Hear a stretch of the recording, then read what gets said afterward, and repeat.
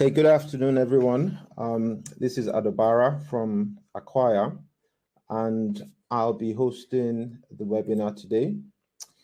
What I'm going to do right now, I see quite a few people have logged in.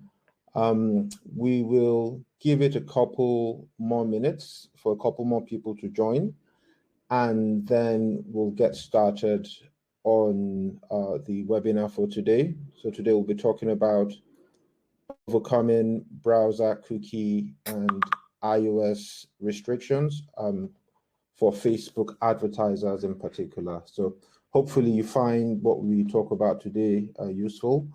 And I'll give it 2 more minutes and I'll get started. So we'll just let the last couple people join in and then we'll get started. Hi again. So I think we have enough people in the room now, so we're going to get started. As I mentioned earlier, my name is Adobara, and I'll be the host of the webinar today. Today, we're going to be talking about overcoming browser, cookie, and iOS restrictions for Facebook advertisers.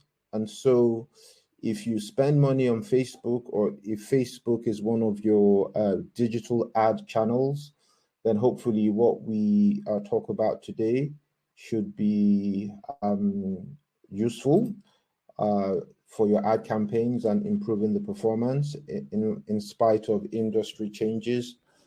So today I'm going to talk about iOS 14 and industry changes that are limiting the use of cookies for browser tracking and ad measurement optimization and what you should do about it. So we'll look at the summary of the changes. We'll look at what these changes mean to you as an advertiser. And I will also talk about Facebook's Conversions API and how it helps to alleviate these restrictions. So my name here again is Adobara, and I've included some of my Facebook related certifications here just to demonstrate that, you know, the points that I cover today on this webinar, you know, comes from a place of, you know, specialization and expertise, and should hopefully benefit you with your own ad campaigns. So the first thing to bear in mind is that, you know, as I said earlier, the ads ecosystem is changing. And as an advertiser, you should adapt to these changes. Not adapting to the changes will put certain things that you are used to today at risk. And these include, number one, reaching people who've expressed an interest in your company. In the context of Facebook, it's really your ability to build audiences, custom audiences, and target people who have an interest in your product, right? Because these guys are probably more likely to purchase, so they're an important audience to have. The second is delivering ads that feel relevant or useful for your customers will also be at risk if you don't adapt to these changes. The third is optimizing your ads for the conversion objective. So this is also at risk. And many Facebook studies have shown that when you optimize your ads for conversions, you know, your results are much, much better than simply optimizing for landing page views. So that is also at risk. And then finally, your ability to accurately measure and report on your campaign results will also be at risk without adapting to these changes. So these are quite huge. But let's look at some specifics. So what are these evolutions and what are these changes? The first is that people are demanding more privacy. So in a data-driven world that we live in today, people experience advertising in a personalized way. So yeah, the ads are personal to the users or the people who see them, to your customers.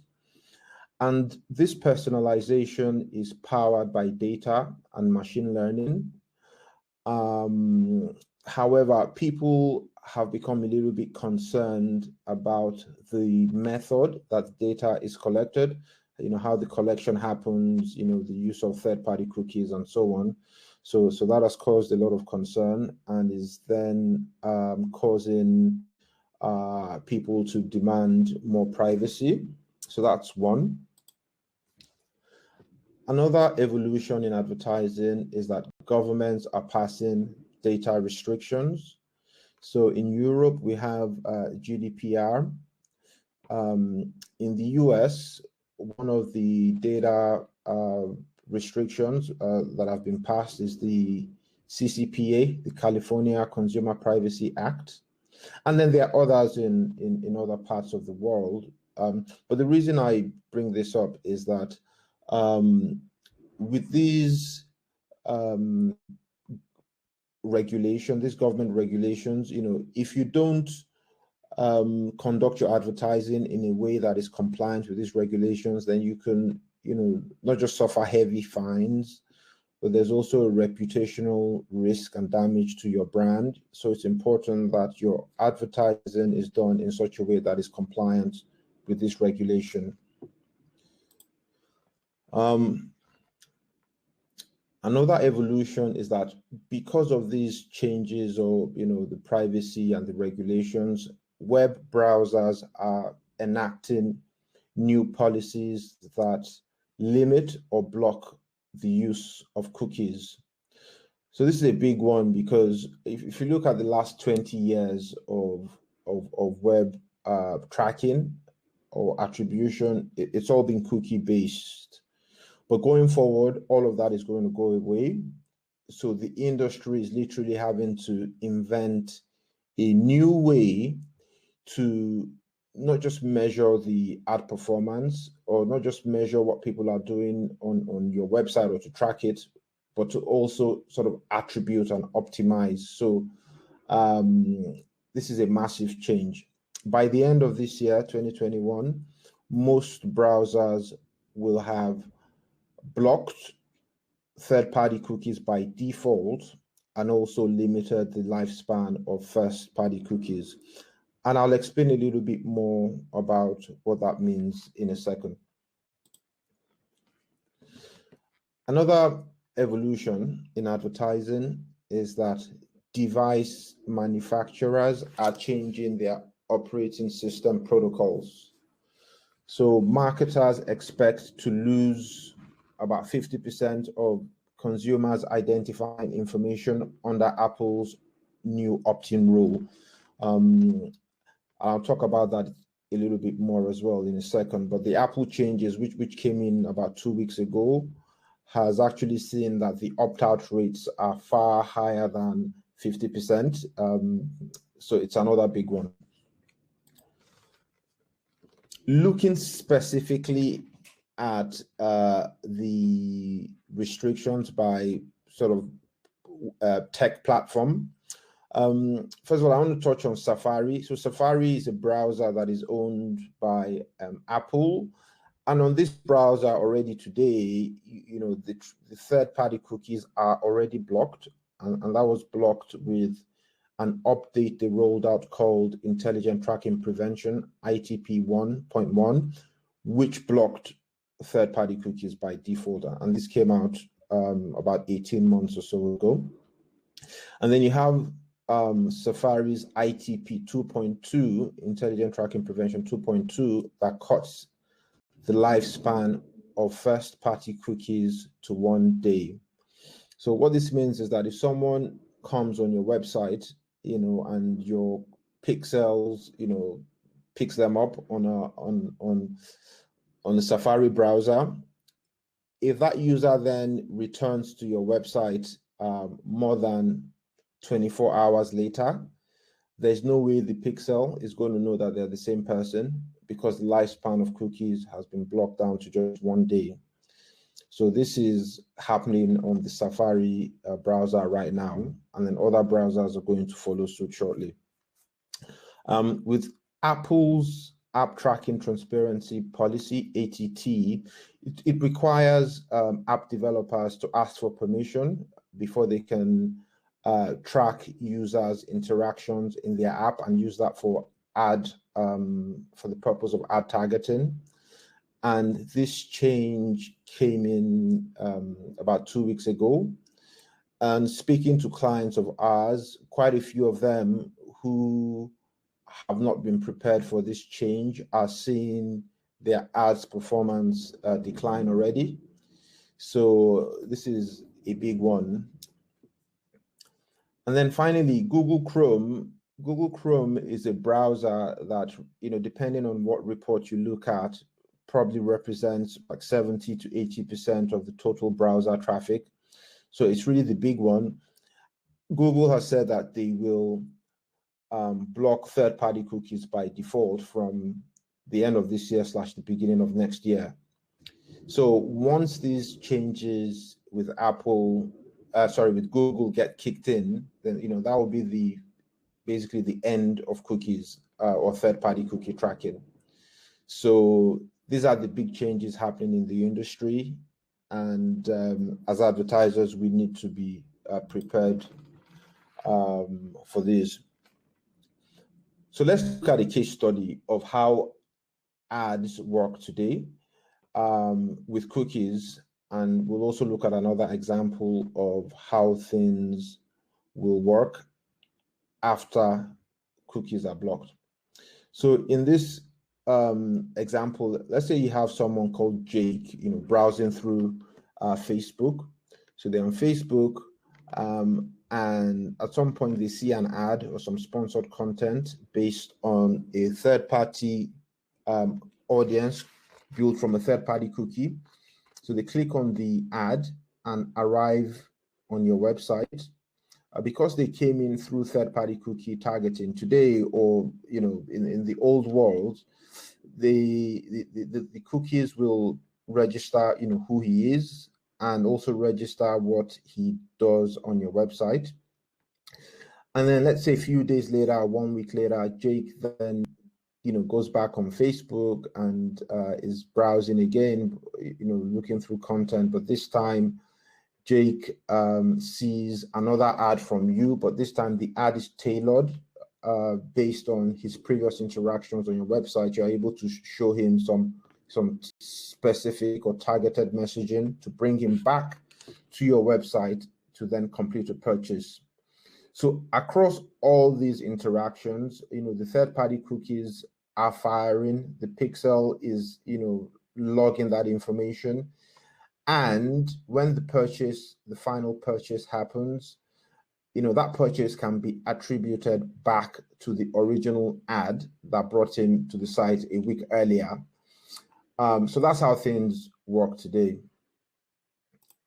However, in the new world, without cookies or with third-party cookies blocked, if Jake is browsing through Facebook, same scenario, he clicks on an ad based on a broad prospecting list. That ad brings him to your website, but because the targeting was based on third-party cookies, when he arrives on your website, the cookies are blocked, and so you're not able to capture the interaction of what different pages he visited or what he did on your website, so that doesn't get fired or captured in the cookies. So therefore, if he then comes back to your website for any reason, in future, maybe not even from the ad, just organically, and does a purchase the second time round, first of all, the cookies or your website analytics would log him as a second first-time visitor instead of logging him as a second-time visitor. As the same person, it will think it's a new person because they don't have any records of him visiting your website at any time in the past because the cookies were blocked.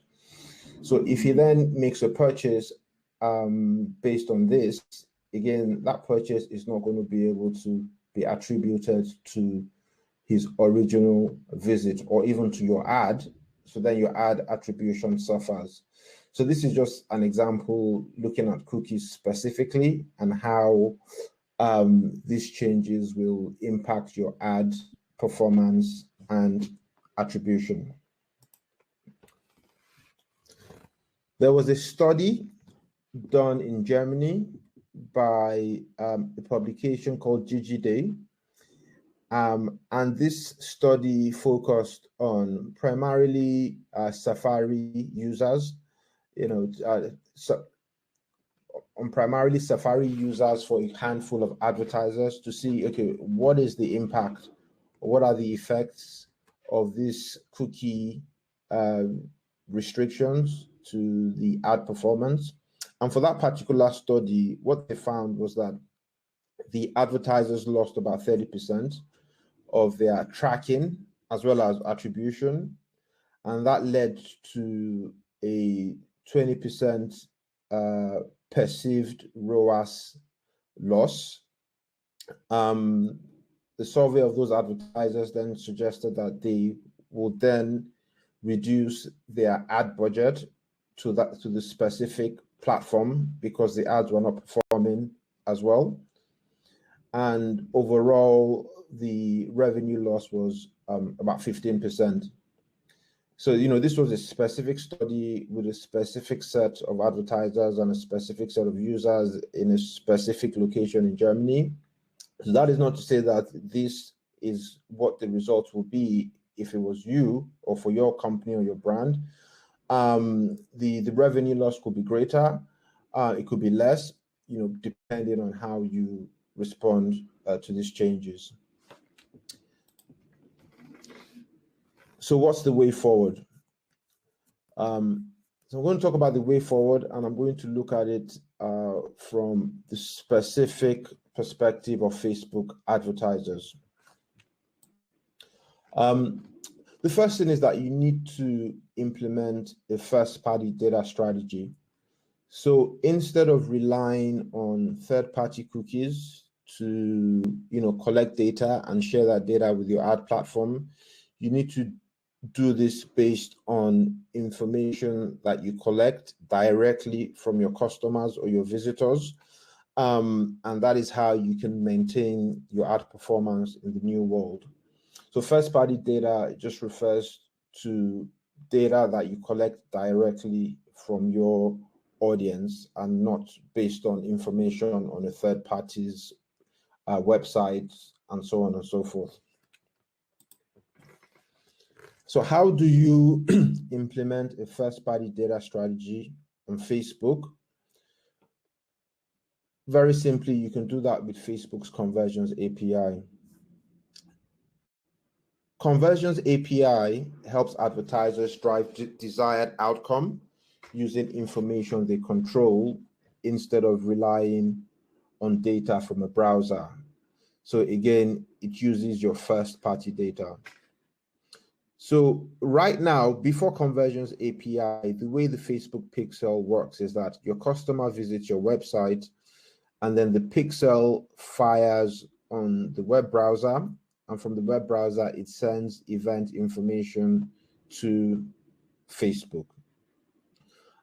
When pixel events fire from the browser, there are certain issues that that happen behind the scenes. For example, connectivity issues. If there are problems with the Wi-Fi or the network, sometimes the events don't fire, or they fire but then they don't get delivered to Facebook. Things like loading errors. And also what I've been talking about, all through this webinar is the loss of cookie support. Means that the data that you send to Facebook for the events on your website is not reliable, or it's not as reliable. With Conversions API, things are slightly different. So your customer visits your website, and then from your website, instead of the events or the pixel to fire from the browser, It instead fires from your server, and from your server, it sends the events through Facebook's Conversions API back into Facebook. So with Conversions API, you're not relying on cookies. Cookies are not involved, and a lot of these issues, the connectivity issues, loading errors, the loss of cookie support, those issues don't come into play when you use Facebook's Conversions API. So what are the benefits of Conversions API? The first is strengthened web data reliability. So by that, it's, these browser and cookie related issues that I mentioned earlier, like, the connectivity issues and so on, are not in play. So the quality of data that you send to Facebook is a lot higher and more reliable. And if you send better quality data, then you're able to build better quality audiences, your targeting is better, your optimization is better, and hence your ad performance will be better. Another benefit of Conversions API is full funnel visibility. So by full funnel visibility, what we mean here is that with the regular Facebook pixel, you're really only able to capture events that happen on your website.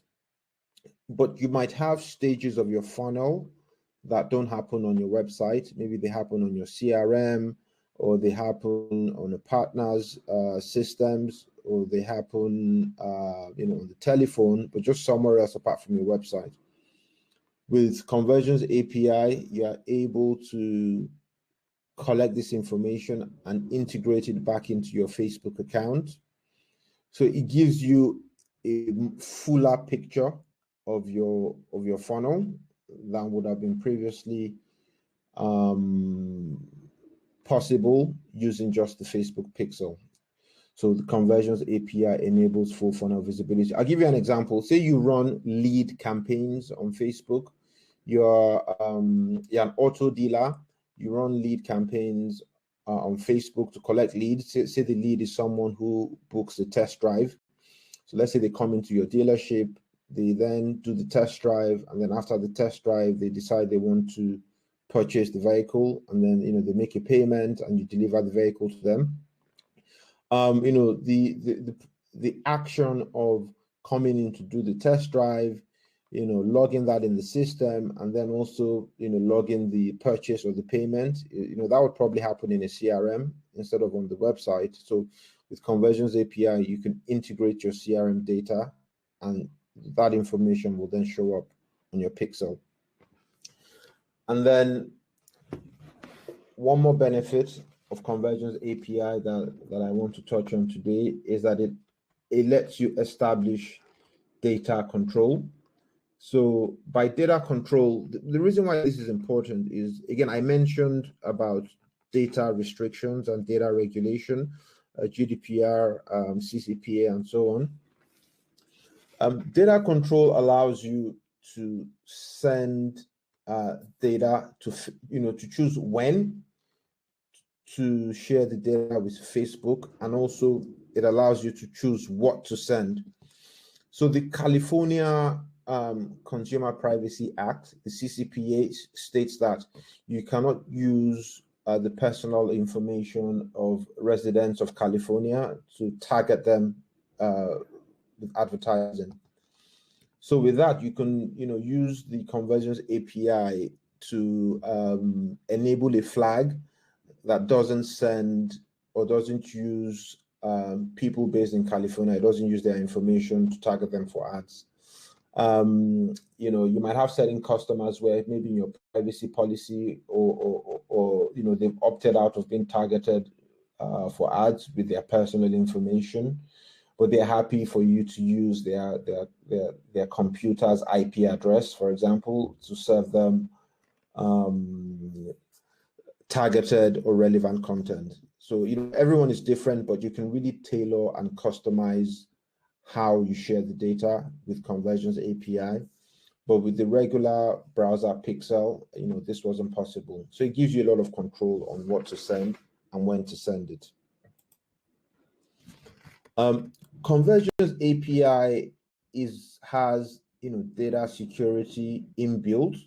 So for example, when you send data to Facebook with Conversions API, data must be hashed, i.e. encrypted.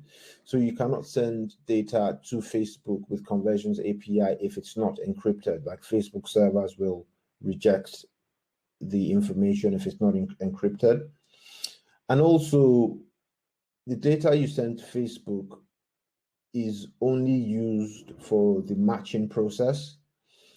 And after the matching process, Facebook deletes the information. So what is the matching process? Say someone comes on your website, they make a purchase, and that information is then sent to Facebook with Conversions API to say, okay, this person, James, made a purchase. Facebook will then check their own database to see, is there a Facebook user called James, who fits the description that you've sent.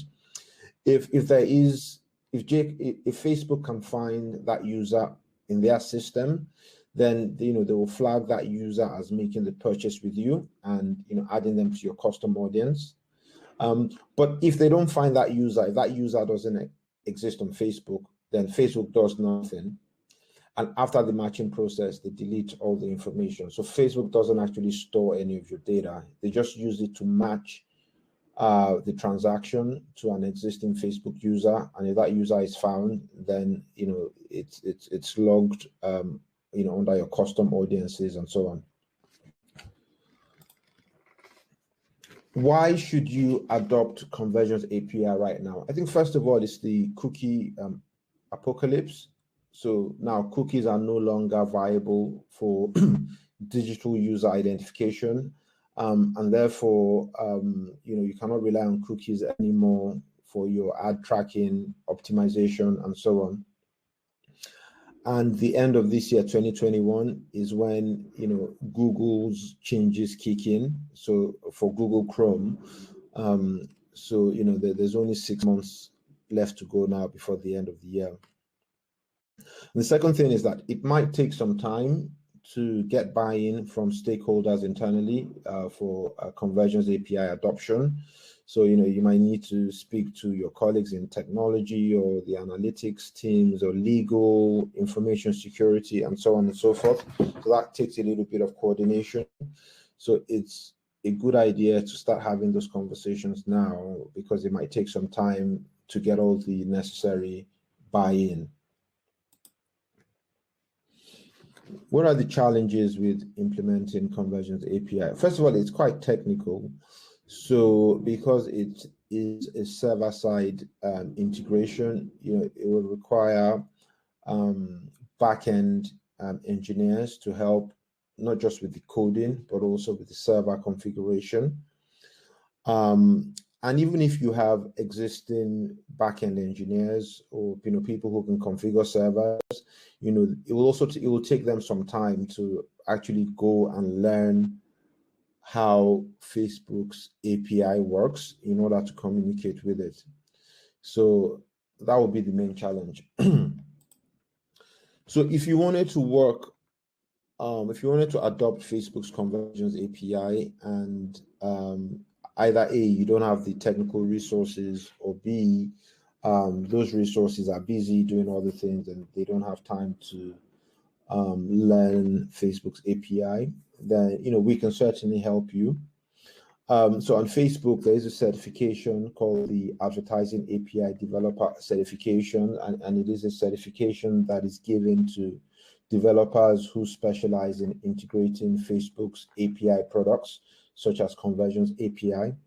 So all the developers in our company have the certifications.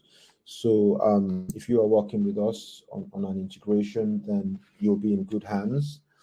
So you want to look out for this certification, even if you worked with someone else, to make sure that they are Facebook certified, because it is quite specific in terms of how the implementation is done. So with that in mind, that brings me to a close in terms of Facebook's Conversions API and how to overcome, this browser and cookie restrictions. Here are my contact details.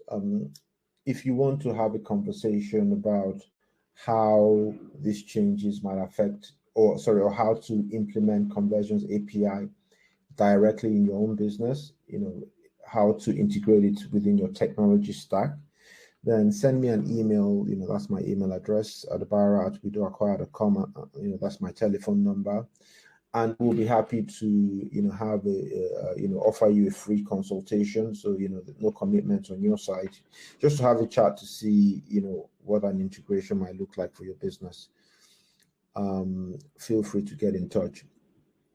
And with that in mind, I'm also going to open up the chat lines now. If you have any questions, there should be a box where you can type in a question. The chat box hopefully should be somewhere on your screen. So let me know if you have any questions, type it into the box, and I will answer them.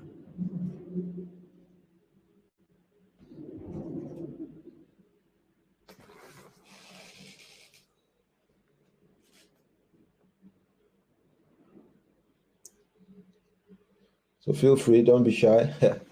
I'll give it a minute to capture any questions you might have. Type them into the box, and I'll answer them. By all means, if you don't have any questions, that's also fine, but we'll give it another minute to answer any questions you might have.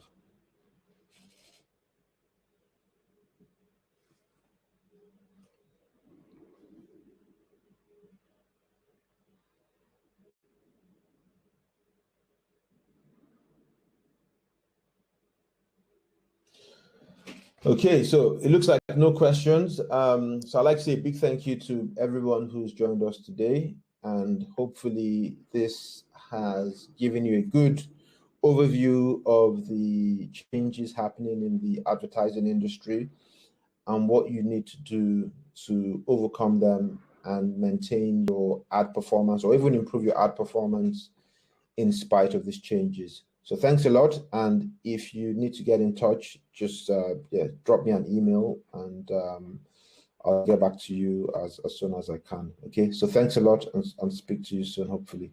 Take care. Bye.